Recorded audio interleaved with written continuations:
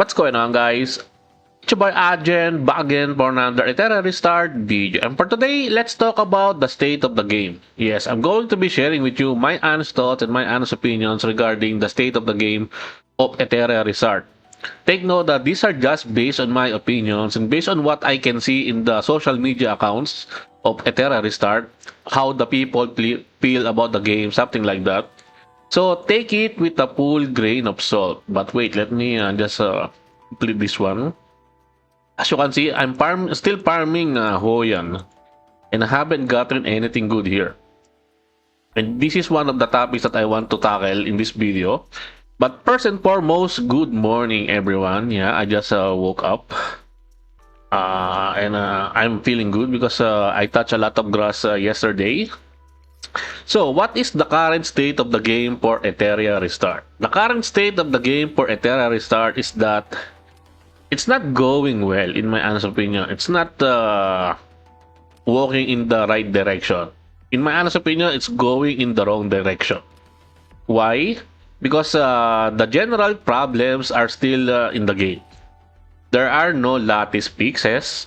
The reconfig chips are still a big problem. Also, with regards to getting the correct shell, or the what do you call this, the shell passives to your choosing.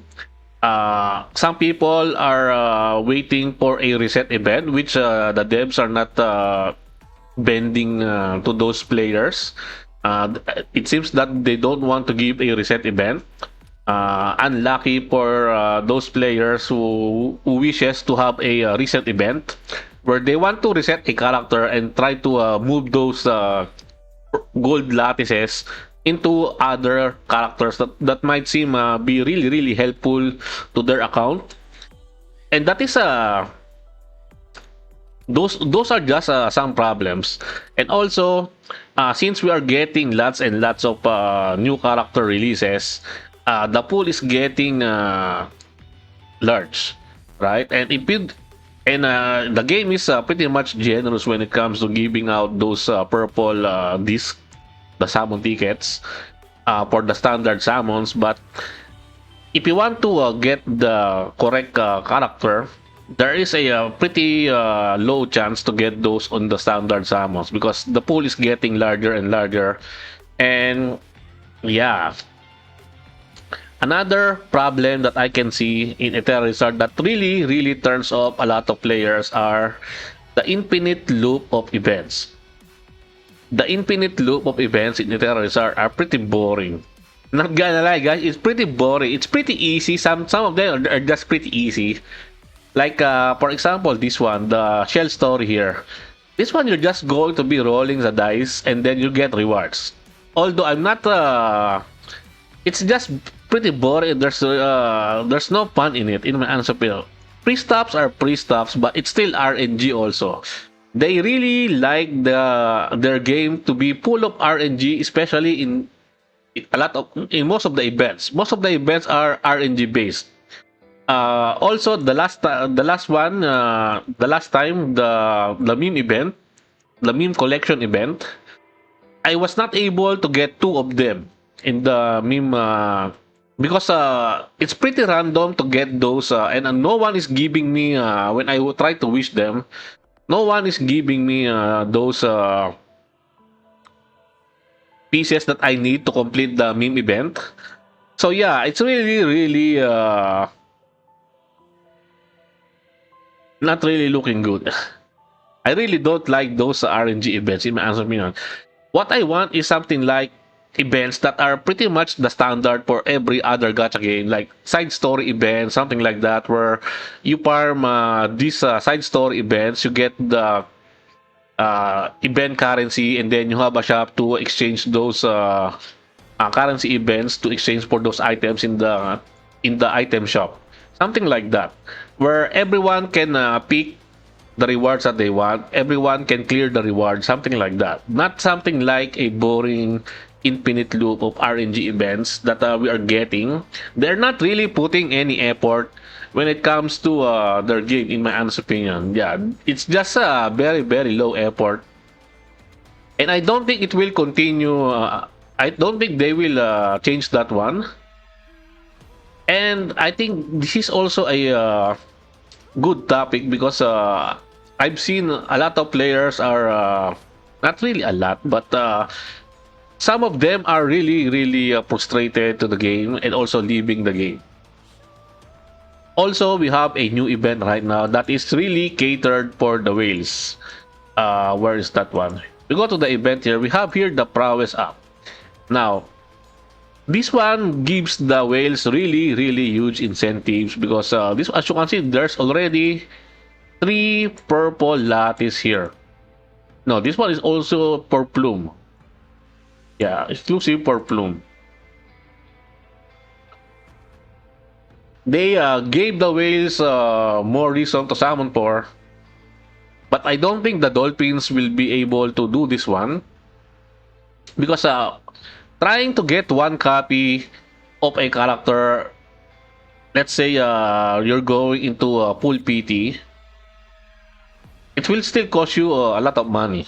Yeah, fully maxing out the dupes of a character will still cost you a lot of money, in my honest opinion. And the game is not the wide between the pay to win players and the casuals, the F2P, something like that, are pretty much very huge. The gap between them are pretty huge. And I correct me if I'm wrong, if I remember this correctly, before the game's official launch, I believe the devs said that they want their game to be competitive, not only for the spenders or the whales, but also for other F2P players and casuals. But the gap between them is going to be really big. Not only because of those the economy, the purple, the yellow lattices, the refreshing shot, something like that. Yeah, the dupes, something like that. But one of the things that makes it a huge gap is because of the one that you can farm for PBE, the PBE farming. PBE farming is pretty much also another problem because if you are unlucky like me and you don't have Lily, you're probably going to be having a hard time farming a lot of these shell stages. Also, the other module Inferno stages. That's just the very nice, very nice. That one caught me off guard right there. Wait, let me just might be good. But yeah, very nice, very nice rider. As you can see, I haven't tried to do the refreshes anymore. I stopped already. Yeah, because I'm trying to save more gems now, and I'm just a casual player, day one casual player. But let me get to what I was trying to say earlier because I was caught off guard by that shell drop. The gap between the pay to win players and the casuals or the F2Ps are pretty huge because of mainly the PBE farming. If you are unlucky like me and you don't have Lily or the other characters, or you don't have enough lattices to skill up your character, then you're probably having a hard time consistently farming the good shell dungeon. Like for example, Rengokutsu.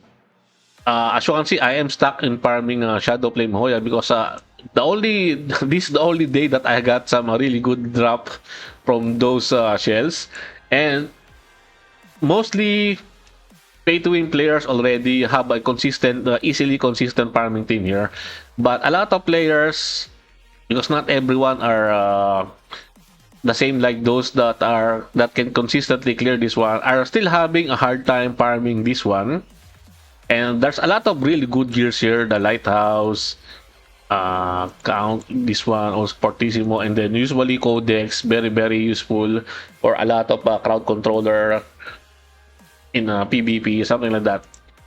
Since you cannot farm those harder PvE farming stages, the gears that you get are pretty much locked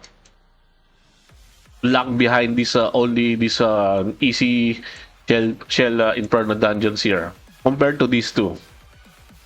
right? And since you have more better shells, more better access to this one, so the gap between the power gap between those are pretty much very wide.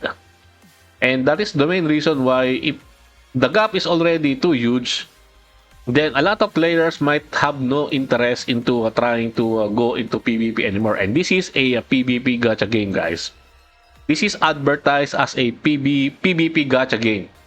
Not You're not going to be trying to spending a lot of your days, lot of your gaming time just farming PvE. If you've seen my clear by in Shadow Flame in Rengokutsu, I have 2 star here. I can clear this one 50-50. And the amount of time that I needed to clear one stage is around almost 3 minutes for one. And then if you failed, then GG. Then it will take a lot of time, and that is one of the biggest turnoffs in my honest opinion. The one that you can, why you cannot farm, why you cannot just get an easily farmable PB experience. It's still RNG. The drops are still RNG. That is where the thing will be a battle between the player base getting good drops, but just getting a good clear for a PBE stage is really hard. And if you've seen the official Discord server for Etheria Start, just go into the feedback section. If you will see there are very few complaints now. Why are there few complaints now? It's probably because the players are already quit the game, those complainers, or they just try to stop complaining because the devs are not really listening to its player base. I'm still waiting for their good response or good communication, because they stated in their previous developers notes that they want to implement more good communications to its player base, but I haven't seen anything. We haven't seen anything from them for community. Even the community manager is being silent now, not talking much anymore in the official Etheria Discord server, because he is being being cursed by a lot of players or something like that. But it's not his fault. It's just his job to communicate to the higher ups between the player base. But yeah, there's no communication from them, which they promise in their developers notes, and it's just not looking good. If you've seen also the previous monthly revenue for this game, it goes down, and I don't know if it will back up, because on September 25, I believe September 25, the other Asia servers will get launched. The China, the JP, and the KR will launch, and probably will pump up the revenue. But if those CN bros, JP bros won't be able to won't be happy to for the game, then I don't think the game will last that long. And that is also the reason why they will be giving us a pre LND selector. Some of you might think, oh yeah, this is a it's really good, especially if you're lacking something like Lily. For me, I'm lacking Lily, so I'm getting Lily for that one. So the reason why they are giving that on the launch of those servers is because if they did not put that one out, and the players in the CN Bros and the JP Bros gets the experience of, for example, not having Lily on their account, on their starter account, and they experience the hardest part of in playing this game, then they might rage quit. That's just it. Let's be honest here. That's the main reason why they are putting up that LND selector at the start. So they don't want them to force the players to do some annoying rerolls, because forcing your players to do a reroll for a certain character like Lily at the start of your journey in Etheria Start is a really bad game design. And to prevent that one, they are giving a pre-LND selector, so that they will not piss their intended customer, which are the CN Bros and the JP Bros, because those two alone are huge spenders in gacha games. When it comes to their gacha games, they really do spend a lot, and probably those are really the intended customer of Etheria Restart. Right now, we are just the test servers for them. But yeah, those are just my honest opinions. Let me know your thoughts in the comment section down below. And I think that's it for me for today, guys. I hope you enjoyed this video. Please leave a like and subscribe. I'd really appreciate it if you could help me grow my channel more. And thank you to everyone who are supporting my channel. I appreciate every one of you. Until next time, peace.